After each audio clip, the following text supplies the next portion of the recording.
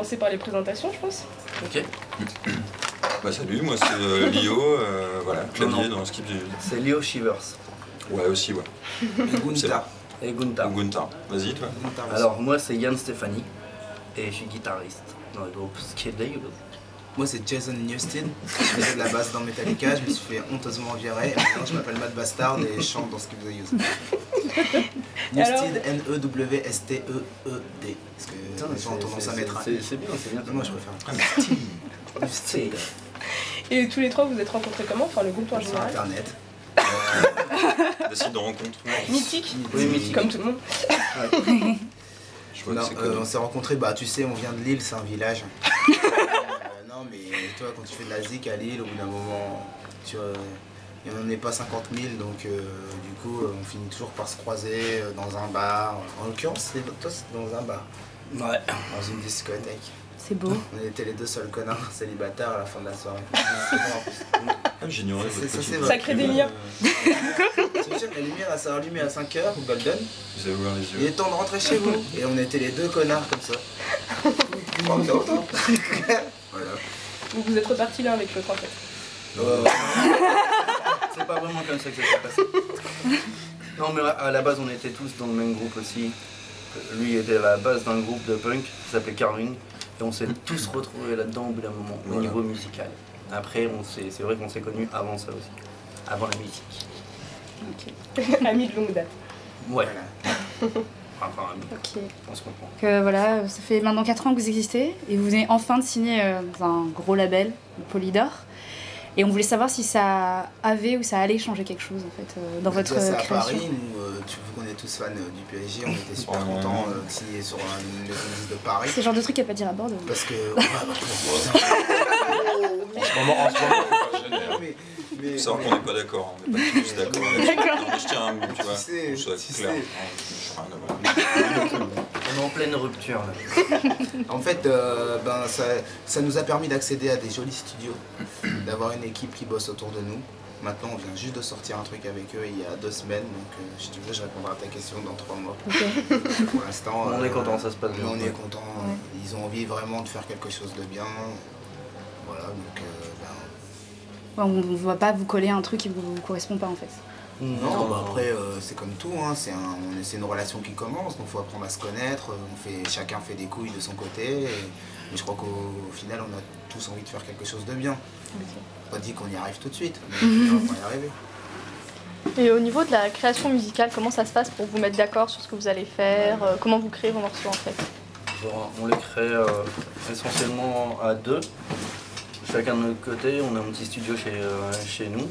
On s'envoie les fichiers par ordinateur. On vient chez l'un, chez l'autre. On écoute, on dit ouais, ça c'est bien, ça c'est pas bien et tout. Et on travaille essentiellement comme ça. Et après, on se retrouve tous, on répète. Et on répète le morceau. Et on voit ce que ça donne en live and direct. Ok. Et après, Manu il dit que c'est de la merde. C'est la dernière étape. Mais normalement, on fait comme s'il n'était pas là. Donc voilà, on est les chefs. C'est nous les boss. C'était par exemple 3 artistes qui ont pu marquer en fait votre parcours musical, quelque part. Moi, je pense. Radiohead, parce que j'ai le t-shirt, Prodigy, et je sais pas, Nirvana. C'est pas très Je original. dis les 3 comme ça. Pourquoi tu veux Moi je dirais Blur, parce que j'aime bien Blur et Gorillaz. Le fait qu'ils ont changé au bout d'un moment et qu'ils sont partis dans un autre style. Et nous c'était aussi un petit peu ça. NoFX, Rancid et Laptop.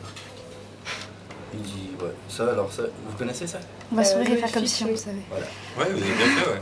Et c'est la mienne. Tu connais qui? NoFX, je connais. Ah, ok d'accord. Ah oui, alors vos chansons, parce que j'ai trouvé assez intéressantes en fait, et je voulais savoir donc, de quoi elles parlent en général. Bah, dis donc, ça parle de tout et ça parle de vraiment de tous les sujets. Ouais. Autant on se limite pas à un style, autant on se limite pas à un sujet. Et tu vois, dès qu'il y a un truc qui nous turlupine ou qui nous interloque à la télé, à la radio, sur internet, on fait un texte pour en partager avec les gens. C'est-à-dire, on n'est pas un groupe on va pas dénoncer des choses, Ouais. etc. Mais par contre, susciter des débats, susciter la prise de position, ça c'est quelque chose qui nous intéresse. Voilà. Donc, du coup, il y a des sujets sujets sont vraiment divers et variés. Ok. Vraiment de tout. Il n'y a pas un sujet sur lequel on ne peut pas parler. Donc ça peut être des chansons très légères, comme des chansons un peu plus sérieuses, des trucs au milieu. Et qu'est-ce qui vous a donné envie chacun de faire de la musique en fait, à la base? Argent. Non, malheureusement, c'est pas ça. Moi, je pense que je pouvais rien faire d'autre à part ça. Donc, j'y suis allé à fond. C'est une passion avant d'être comme en ce moment un métier. J'espère que ça durera un bout. Mais ouais, l'envie, c'est de voir des gens qui s'éclatent sur scène. Tu vois des magazines et tout. Tu as envie d'être une star et tout. Enfin, voilà, ce genre de trucs-là, c'est con, on a plus tout le monde, je pense. Moi, je trouve que c'est un bon vecteur pour communiquer des idées. J'ai pas trop vu ça comme un métier à la base, parce que moi j'avais un métier qui m'allait très bien. Mais je trouvais ça hyper intéressant au niveau communication. J'avais dans tous les groupes que j'écoutais, plus c'était des groupes un peu textes comme ça qui revendiquaient des choses, et j'apprenais plein de trucs, je lisais les textes, je traduisais, je me disais ah ouais, il y a ça. Et je trouvais ça vachement bien je me dis putain, il y a des gars, ils font des concerts devant 40 000 personnes et pendant 1 heure, ils ont la parole, quoi. Donc je trouvais ça hyper intéressant comme média, comme moyen de communication. Et nous, si aujourd'hui on choisit de faire danser les gens, mais bon, à l'époque d'aujourd'hui, attends, je vais dire une phrase juste pour casser les couilles. Au jour d'aujourd'hui, C'est à moi que ça casse les couilles. au jour d'aujourd'hui, c'est un peu tout part en couille, tout le monde fait la gueule. Réussir à faire danser les gens, c'est des fois assez compliqué, et je trouve ça bien. Heureusement qu'il y a encore des saltimbanques pour faire rigoler, pour faire danser. Et voilà, j'aime bien ce rôle-là.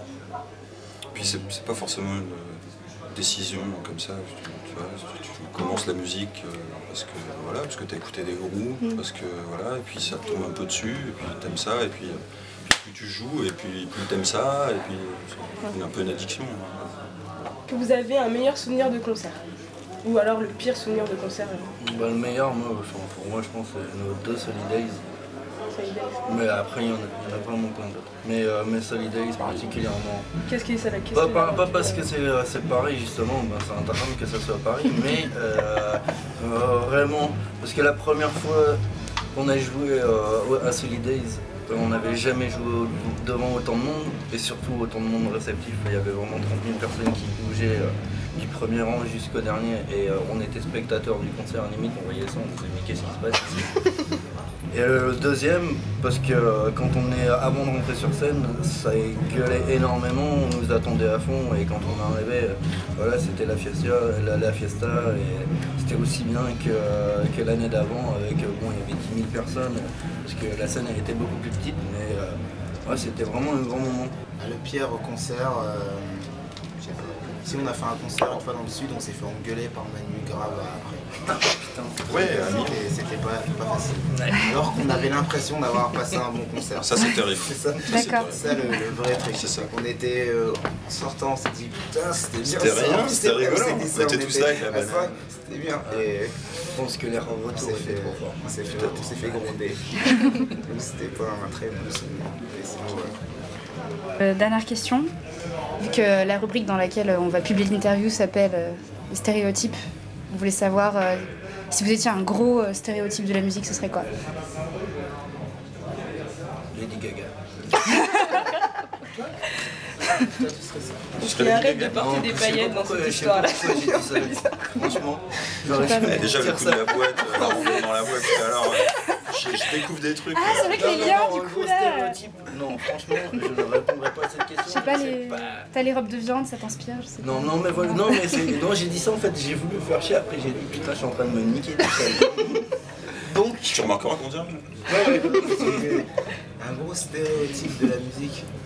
Prince, Bah, lui juste, ça pourrait être Prince. Non, on a fait ce groupe-là parce que justement on voulait pas être un stéréotype de la musique et qu'on avait envie de faire notre propre truc.